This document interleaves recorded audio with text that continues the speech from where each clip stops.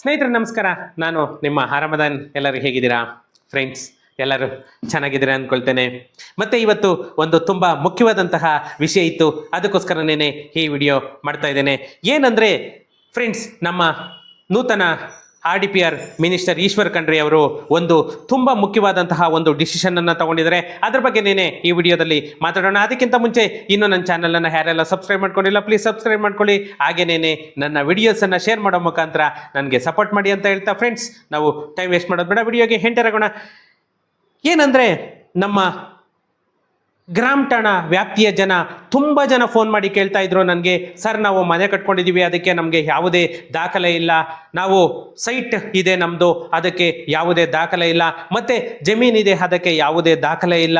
ಅವೆಲ್ಲವೂ ಕೂಡ ಗ್ರಾಮ ಠಾಣಾ ವ್ಯಾಪ್ತಿಯಲ್ಲೇ ಬರುತ್ತೆ, ಆದರೆ ಪಂಚಾಯಿತಿಯಲ್ಲಿ ಡಿಮ್ಯಾಂಡ್ ರಿಜಿಸ್ಟರ್ಡ್ ಮಾತ್ರ ಇದೆ.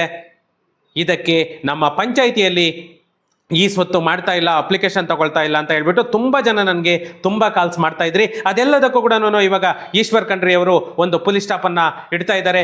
ಏನಂತಂದರೆ, ದಾಖಲೆ ಇಲ್ಲದಂತಹ ಆಸ್ತಿಗಳಿಗೂ ಕೂಡ ಈ ಖಾತಾ ಅಂತ ಹೇಳ್ಬಿಟ್ಟು ಅನೌನ್ಸ್ ಮಾಡಿದ್ದಾರೆ.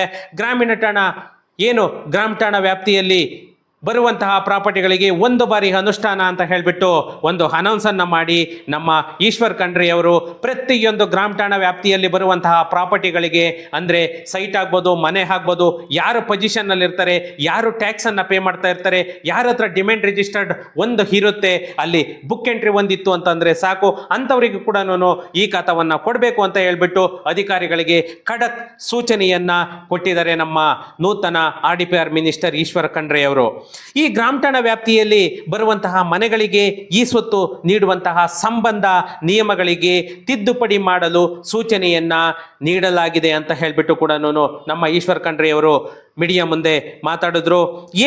ಈ ನಿಯಮಗಳನ್ನು ಸಡಿಲಗೊಳಿಸ್ತಾ ಇದ್ದೀವಿ ಅಂತ ಹೇಳಿದ್ರು. ಈ ನಿಯಮಗಳನ್ನು ಸಡಿಲಗೊಳಿಸಿದ್ರೆ ಮಾತ್ರನೇ ಗ್ರಾಮ ಠಾಣಾ ವ್ಯಾಪ್ತಿಯಲ್ಲಿ ದಾಖಲೆ ಇಲ್ಲದಂತಹ ಪ್ರಾಪರ್ಟಿಗಳಿಗೂ ಕೂಡ ನಾವು ಖಾತಾ ಮಾಡಲಿಕ್ಕೆ ಆಗೋದು. ಈ BBMP ವ್ಯಾಪ್ತಿಯಲ್ಲಿ ಈ ಅಭಿಯಾನ ಅನ್ನೋದನ್ನ ಏನು ಮಾಡ್ತಾ ಇದ್ದಾರೆ DK ಶಿವಕುಮಾರ್ ಅವರು, ಅದೇ ರೀತಿಯಾಗಿ ನಮ್ಮ ಗ್ರಾಮ ಠಾಣಾ ವ್ಯಾಪ್ತಿಯಲ್ಲೂ ಕೂಡ ಅಭಿಯಾನಗಳನ್ನ ನಾವು ಮಾಡಿ ಎಷ್ಟು ಪ್ರಾಪರ್ಟಿಗಳಿಗೆ ಎಷ್ಟು ಬೇಗ ಆಗುತ್ತೆ ಅಷ್ಟು ಬೇಗ ನಾವು ಖಾತೆಯನ್ನು ಕೊಡ್ತೀವಿ ಅಂತ ಹೇಳಿಬಿಟ್ಟು ಕೂಡ ನಮ್ಮ ಈಶ್ವರ್ ಖಂಡ್ರೆ ಅವರು ಹೇಳ್ತಾ ಇರೋದು. ಫ್ರೆಂಡ್ಸ್, ಇಲ್ಲಿ ಪ್ರಿಯಾಂಕಾ ಖರ್ಗೆ ಅವರು ಬಂದ್ರ, ಈಶ್ವರ್ ಖಂಡ್ರೆ ಅವರು ಬಂದ್ರ, DK ಶಿವಕುಮಾರ್ ಅವರು ಬಂದ್ರ ಅನ್ನೋದು ಇಂಪಾರ್ಟೆಂಟ್ ಅಲ್ಲ. ಆದರೆ ನಮಗೆ ಇಲ್ಲಿ ಯಾರ ಕಡೆಯಿಂದ ಉತ್ತಮವಾದಂತಹ ಕೆಲಸವನ್ನು ಮಾಡ್ತಾ ಇದ್ದಾರೆ, ಸಾರ್ವಜನಿಕರಿಗೆ ಯಾರು ಸ್ಪಂದಿಸ್ತಾ ಇದ್ದಾರೆ ಅನ್ನೋದೇನೆ ಇಲ್ಲಿ ತುಂಬ ಇಂಪಾರ್ಟೆಂಟ್ ಆಗುತ್ತೆ. ಇಲ್ಲಿ ನಮ್ಮ ಈಶ್ವರ್ ಖಂಡ್ರೆ ಅವರು ಕಳೆದ ಬುಧವಾರ ಪಂಚಾಯತ್ ರಾಜ್ ಇಲಾಖೆ ಕಚೇರಿಯಲ್ಲಿ ಉನ್ನತ ಅಧಿಕಾರಿಗಳೊಂದಿಗೆ ಮಾತಾಡಬೇಕಾದ್ರೆ ಈ ಸ್ವತ್ತು ಸಭೆಯನ್ನು ಕರೆದಿದ್ರು. ಆ ಸಭೆಯಲ್ಲಿ ಎಲ್ಲ ಅಧಿಕಾರಿಗಳು ಕೂಡ ಭಾಗಿಯಾಗಿದ್ದರು. ಆ ಅಧಿಕಾರಿಗಳ ಜೊತೆ ಡಿಸ್ಕಷನ್ ಎಲ್ಲನೂ ಮುಗಿದಂತಹ ಬಳಿಕ ಇವರು ಸುದ್ದಿಗೋಷ್ಠಿಯಲ್ಲಿ ಮಾತನಾಡಿ, ರಾಜ್ಯದಲ್ಲಿ ಸುಮಾರು 65 ಲಕ್ಷ ಆಸ್ತಿಗಳು ಗ್ರಾಮ ಠಾಣಾ ವ್ಯಾಪ್ತಿಯಲ್ಲಿ ಬರುತ್ತವೆ.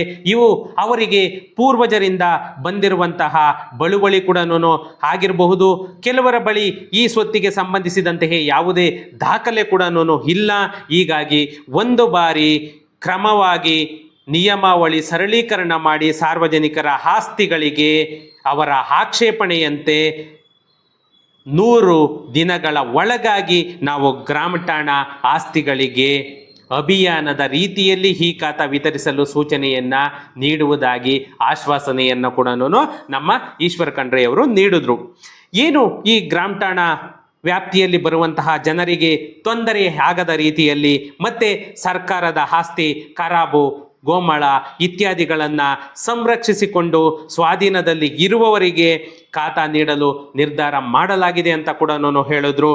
ಈ ನಮೂನೆ 11B ಆಸ್ತಿಗಳಿಗೆ ಅರ್ಜಿ ಸಲ್ಲಿಸಲು ಸೆಪ್ಟೆಂಬರ್ವರೆಗೆ ಕಾಲಾವಕಾಶ ವಿಸ್ತರಿಸ್ತಾ ಇದ್ದೀವಿ.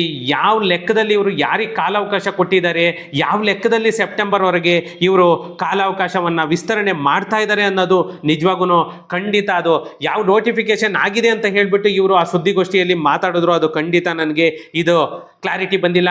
ಮತ್ತೆ ಇವರು 10 ಲಕ್ಷ ಜನರಿಗೆ ನಾವು ಈ ಸ್ವತ್ತನ್ನು ವಿತರಣೆ ಮಾಡಿದ್ದೀವಿ ಅಂತ ಹೇಳ್ತಾ ಇದ್ದಾರೆ.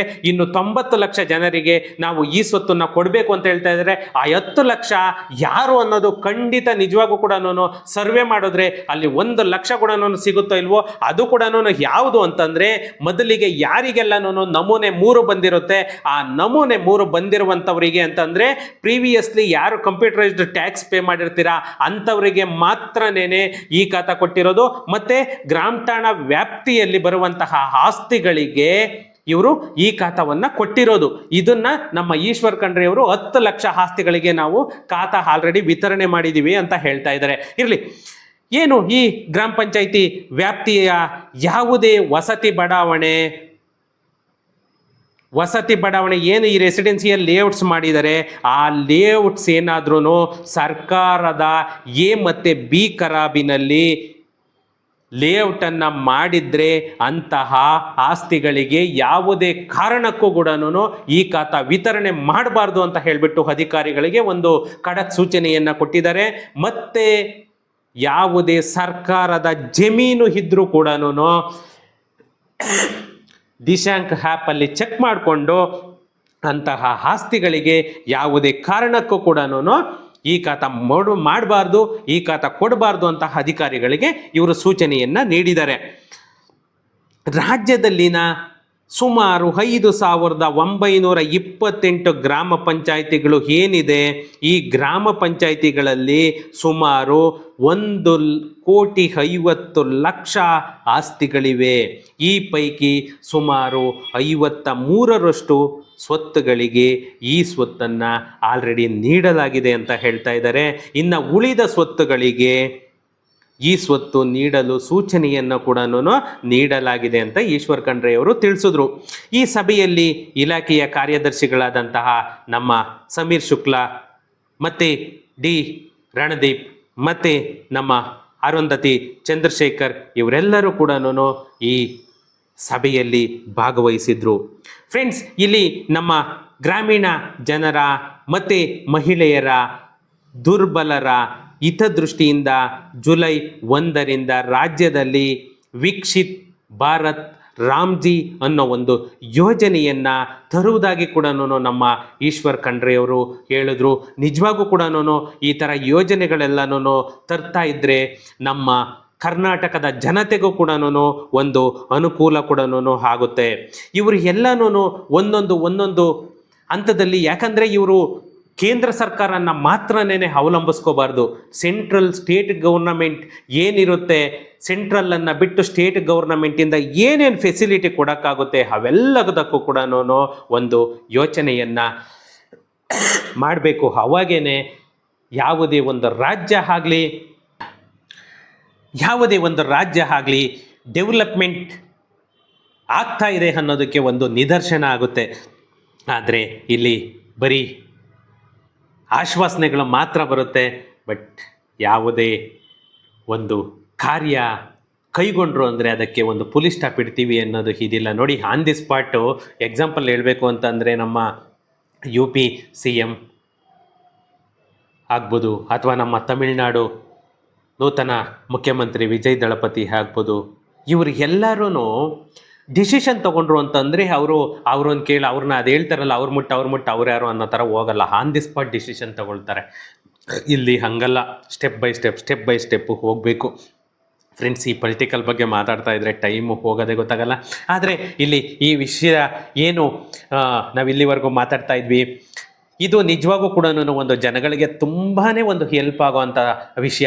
ಯಾಕಂತಂದರೆ ಗ್ರಾಮ ಠಾಣಾ ವ್ಯಾಪ್ತಿಯಲ್ಲಿ ಯಾರ್ಯಾರ್ದು ಪ್ರಾಪರ್ಟಿಗಳಿದೆ ಅವರು ಎಲ್ಲರೂ ಕೂಡ ನಿಮ್ಮದು ಒಂದು ಆಧಾರ್ ಕಾರ್ಡ್ ಮತ್ತು ನಿಮ್ಮ ಪ್ರಾಪರ್ಟಿಗೆ ಅದು ನಮೂನೆ 16 ಬರುತ್ತೆ. ಆ EC ಮತ್ತು ಅಲ್ಲಿ ಪಂಚಾಯಿತಿಯಲ್ಲಿ ಒಂದು ನಿಮಗೆ ಅದೊಂದು ದೃಢೀಕರಣ ಪತ್ರವನ್ನು ಕೊಡ್ತಾರೆ.